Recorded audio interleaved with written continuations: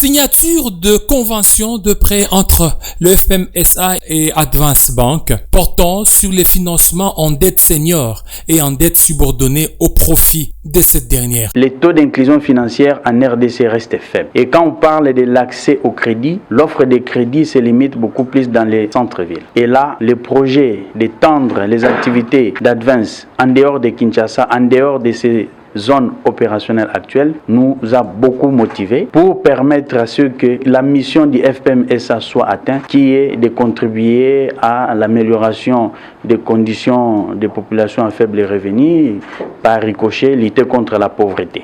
Précisons que la dette senior d'un montant de 2 800 000 $ a pour objectif le financement de la croissance du portefeuille de crédit aux micro, petites et moyennes entreprises à moyen et long terme. Quant à la dette subordonnée d'un montant de 700 000 $ américains, assorti d'un mécanisme de partage des risques à hauteur de 80%.